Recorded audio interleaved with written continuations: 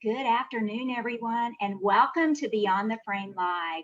My name is Dottie San Martin, and we have such a wonderful, wonderful show planned today. You know, the pandemic has really just been so hard for all of us to go through. But today, the show that we have, I guarantee you that it is going to warm your heart and bring a smile to your face. We have the pleasure of having Jenson Van Emburgh and his coach, Vlad Farcas, as our guest today. Welcome, gentlemen. Thanks for having us. It's absolutely my pleasure to have you. So Jenson, you have a very, very exciting future coming up. So just a little bit, let's talk about, first of all, I want to introduce you and let you have just a few minutes to say a few words and tell us a little bit about Jenson. But I also want to ask you to share with us, just so we kind of get to know the real Jenson, share with us just one fun fact about you. Fun fact about me, put me on the spot here right now. Well, I learned a fun fact about you on the pre-show, and that's that you don't have no in your vocabulary. Yeah. I mean, it's very difficult for me to give up on something once I've started it, and I've really want to do it at 100%. That I don't give up at all. So I keep going, I keep trying, and I keep trying until I'm able to do it, or I'm able to achieve whatever I set out to achieve. That's amazing. Well, just so everybody knows, Jenson is actually preparing to represent our country in the Summer Paralympic Games.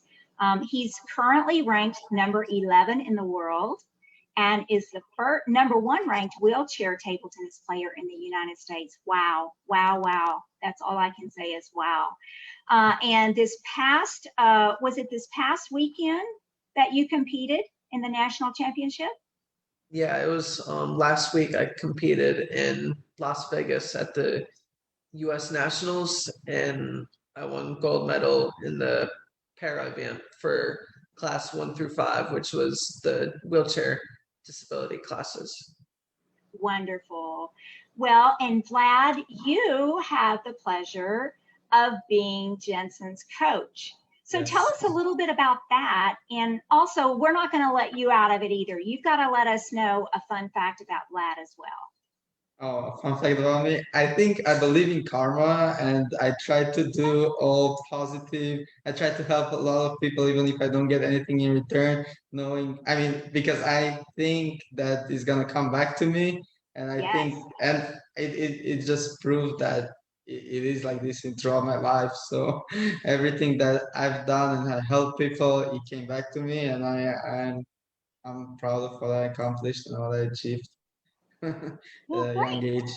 So, gentlemen, tell me how you two guys met on this journey to the Olympics. Well, I was in Romania for a tournament many years ago, and I've seen him because he's always around the para team for Romania. Actually, he was coached by one of the Romanian players that are actually going to the Paralympics also. He Okay. was coached by him. So he was always around the Romanian team, and I saw him at a tournament a long time ago. But then it was 2019. I posted a GoFundMe to help fundraise for my travel expenses and everything and my coaching expenses. And he actually donated to my GoFundMe. And I was like, I've seen this name before. It like kind of rang a bell in my head. And I was like, who is this guy? Because I saw it before. So I looked him up on Facebook and I asked around to a couple people, and they told me that he would be a very good sparring partner. And it turned out I took the liberty, I took the chance. I flew out to San Antonio for 1 week in June of 2019, and it turns out not only was he a good sparring partner, but he's an amazing coach and also just an amazing person also. That's great. And you know that it certainly wasn't just by chance. I mean, you Yeah. actually pursued him. And so that's really a neat story. And Vlad, that should definitely make you feel good to know that he went to this pretty lengthy Yeah, I process to think get in from with my you. point of view, not only me, but San Antonio Table Tennis Club was also involved a lot because the main Yeah. reason he came here is because there was a full-time facility, a professional facility back in Florida, in Clearwater, where he's originally from. There wasn't a full-time location, so basically he only had like couple days a week for a couple hours to practice, which is not enough for this level Yes, of an athlete, right? So he was looking for ways to practice. He was always traveling abroad for training camps and for extended stay abroad, but uh, because of his different things that he needs, medical supplies and other stuff that he can only get here in US, it would have been more facilitating for him sure. to find a place in US where he can call home club or something like that, you know. And I think if it wasn't for San Antonio Table Tennis Club, this relationship and this achievement of my achievement of coaching Jenson and Jenson's achievement to go to Tokyo wasn't as easy, you know. Sure, sure. So And Jensen, I'm curious, how did you fall in love with table tennis? Because you have to love it to be to this level. Yeah, well, my whole family is actually a tennis family. My dad made semis of Wimbledon in tennis in doubles, and I tried out tennis first. And the level of my disability, actually, it's a bit more difficult because I'm always falling over, losing my balance and Hmm. everything. And most of the tennis players have pretty good trunk control and Sure. all of that. So I tried table tennis instead at one of my brother's tennis tournaments. And I was pretty good right away. And ever since, I just kept trying it, and I fell in love with the game. And it also gave me to something to relate with the rest of my family because it was a really Yes. the closest sport to tennis. Hmm. I tried other sports, basketball, sled hockey, but table tennis was my most favorite one that I enjoyed out of all of them. So tell me what the road to Tokyo has looked like for the past year. Well, the past year it's just been training almost every day, having the weekends off with Vlad, just trying to improve every day and integrate something new and try to be the best that I can be. Before the last year, I mean, it's been a crazy journey of ups and downs, from losing in the Pan American Games in 2019 in the final, which would have given me a direct qualification into Tokyo. I lose in the final, and then I had to go to China with Vlad. Actually, our first time ever going to a tournament together, an international tournament, and it was incredible. I had the best tournament of my career, beating top players from China, from Korea. So it was amazing. Wow, what an experience. And Vlad, you know, besides the obvious athletic ability of Jensen, what do you feel are the characteristics or uh, the the traits that really have contributed to his success? I think he doesn't like losing, and losing makes him even more. I mean, work even harder to achieve whatever he wants to achieve. So he doesn't like losing, but he also doesn't give up. So these Sure. two together makes it where like he works harder for whatever he wants to achieve. So Yes. it's kind of like Michael Jordan said that is taking like for things personal when he loses. He Yeah. takes it personal. So, but he works for it. So, It's like it yeah, fuels you to just do even yeah, better. yeah, yeah. And, that's such a great quality. And that's something that, you know, that's not always the easiest of the two roads. You can either stop and be done, or you can use that to advance you to the next level. And it sounds as if that's the motivation you have sometimes is to take that loss and to turn it into that motivation to get you to that next level, which is amazing. And not only does that help you as an athlete, but just in life in general, to be able to have that attitude that, as we were talking a little bit before we went live, that determination, and that if you tell me I can't, or if you tell me I didn't win this, I'm going to prove to you that I am going to win it the next time, or I am going to show you that I can do this. Mhm. So I'm curious, what has been the hardest obstacle for you to overcome as a Paralympian? I think there's been many obstacles, quarantine, COVID.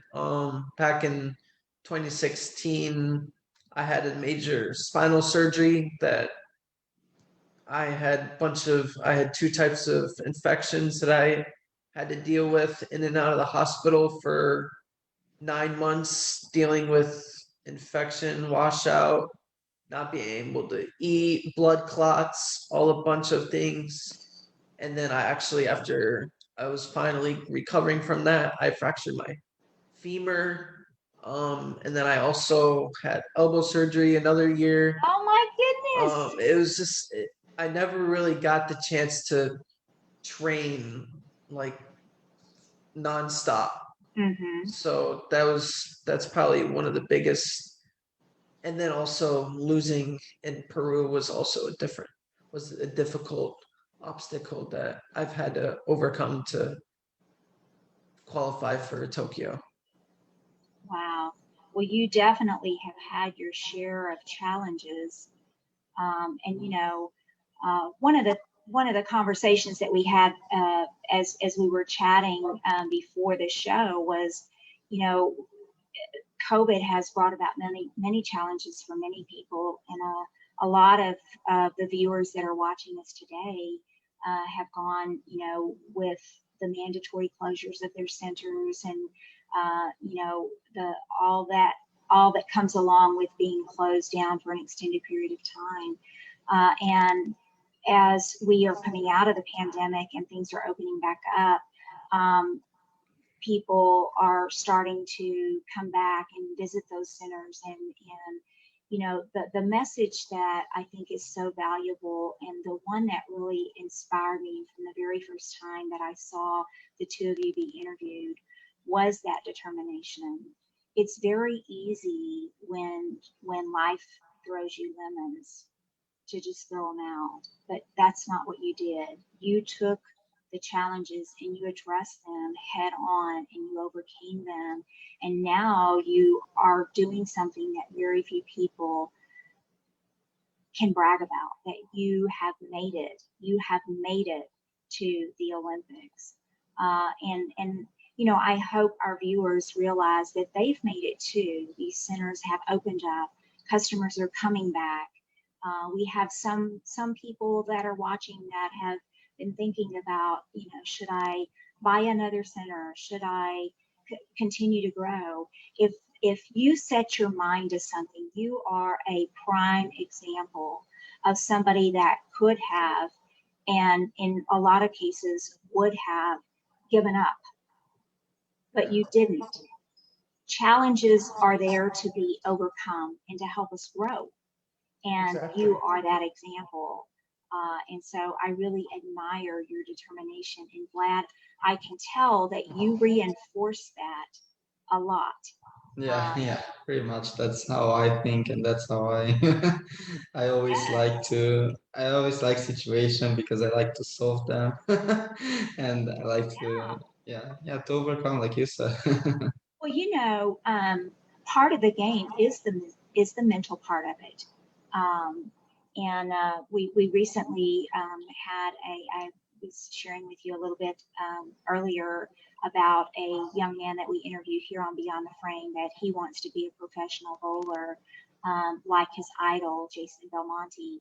And gentlemen, I'm telling you, I have no doubt that this young man's going to accomplish his goal. He's shooting 289 as an 11-year-old. So, he has the mental game and he's perfecting the physical game. So, but it's just one of those things that if you have the right mindset and you put your mind to something, you can accomplish it. And so I think that that's really, really something to make sure that we always keep that in mind. Yeah. I have to ask you, Jenson, a lot of athletes have kind of this routine that before you compete, you have something that you do.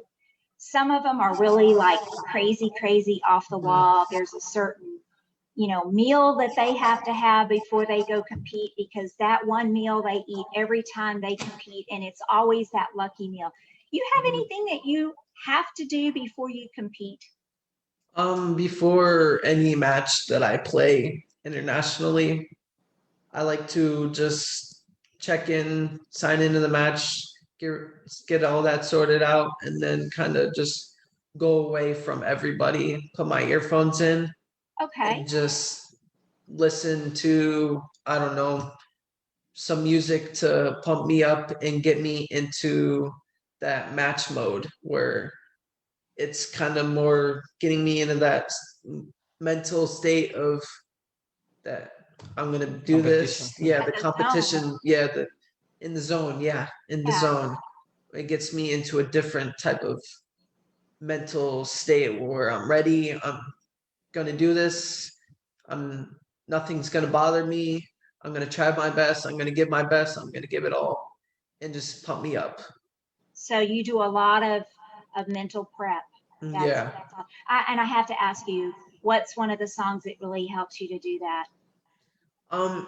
I think what I've used in China that helped me a lot was Eminem. If you know who Eminem is called "Lose Yourself."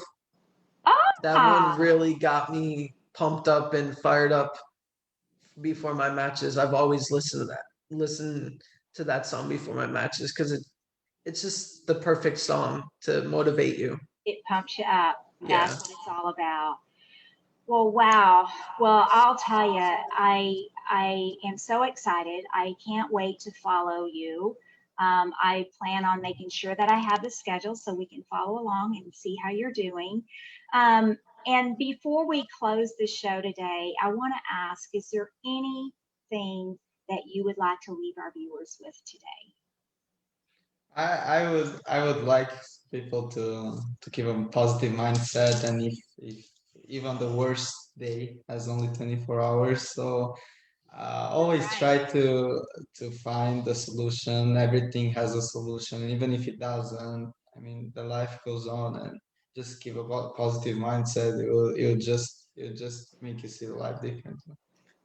And I would like to add on to that if anybody's struggling with anything, it's only temporary. It's not gonna go on forever. There's always light at the tunnel, and that you can, as long as you keep being positive and keep thinking positive, that there's light at the tunnel at the end, and that everything will work out. That is so true.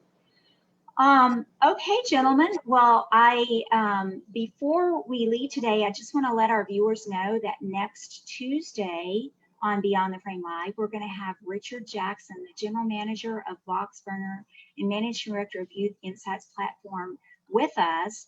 And the show is going to be on attracting tomorrow's consumers today. So it's one I guarantee you won't want to miss. It's just going to be packed with information on how you can get those younger consumers in your door. Also, I want to let our viewers know that we would love for you to put an encouraging word and well wishes for Jenson as he starts on his road. Jenson, you leave again when? August 17th. August the 17th. And when is your Yeah. first match? By August 25th. Yeah. Okay, okay. Well, Beyond the Frame viewers, we are a community and we support everyone. And I have to share with you, I will not forget Jenson and Vlad for sure, but I have to say that today, just before I clicked the button to go live, I was sharing with Jenson that when we set out with Beyond the Frame, my goal was to have 1,000 viewers and members of our group, and that we were at 999. And Jenson helped us reach that goal. So he was the 1,000th member of Beyond the Frame, and that is a milestone for us, Jenson. So that is me saying, you know what, good things are going to happen for you. So I have no doubt that you're going to come home with a gold. And viewers, if you could be so kind as to take a minute and send a message to Jenson and let him know that we are backing him and we are proud for him to be representing the United States in Tokyo. So viewers, thank you for watching us. Jenson, Vlad, thank you so much. Y'all have been wonderful guests and y'all are such an inspiration. I am so glad that your paths crossed and y'all have each other for the support and the guidance. And Jenson, you are going to do amazing. I can't wait to follow you. Thank you so much. Thanks for having us. Thank you, Dottie. Our pleasure. Thanks, viewers. We'll see you next Tuesday on Beyond the Frame Live.